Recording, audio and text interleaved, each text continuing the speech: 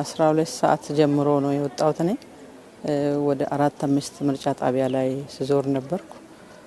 በጣም ሰላማዊ በሆነ መንገድ የህዝብ ሉዓላዊነት ዲሞክራሲያዊ መብቱን በመጠቀም ቀጣይ የሀገሪቱ ዕጣ ፈንታ ኢኮኖሚ፣ ማህበራዊ፣ ፖለቲካዊ ከማሳደግ አንጻር በጣም በነቂስ ወጥቶ እየመረጠ ነው ያለ።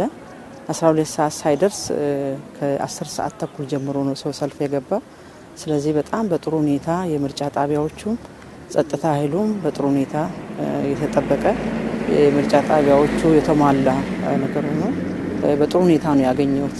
የህዝቡ ስሜት እንግዲህ በዛ ሌሊት መውጣት ማለት በጣም ህዝቡ ያለው ስሜት በጣም ከፍተኛ ነው።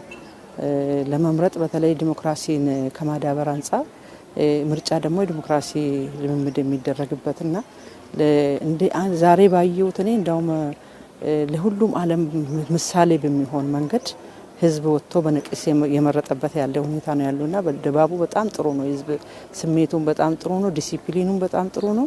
በጥሩ ሁኔታ ወረፋ እየጠበቁ የመረጡ ነው ያሉና በጣም ጥሩ ነው ያገኘው። እያደገ ነው ያለ። አሁን 6ኛ ምርጫ እንደገና አሁን 7ኛ ምርጫ ላይ በጣም እያደገ ነው ያለ ዲሞክራሲው። ህዝቡ በነቂስ ወጥቶ መምረጥ ማለት የኢትዮጵያን ዕጣ ፈንታ ለመወሰን ለቀጣይ ትውልድ ለማስተላለፍ ምንድነው የሚመቸኝ የሚለውን በመያዝ ምርጫ እያካሄደ ነው ያለውና ይሄኛውን የዲሞክራሲን ከማዳበር አንጻር በጣም ትልቅ አስተዋጽኦ ያለውና ለሌሎች ሀገራት ተምሳሌት የሚሆን ነው ያገኘሁትና ኢትዮጵያ እየመረጠች ነው።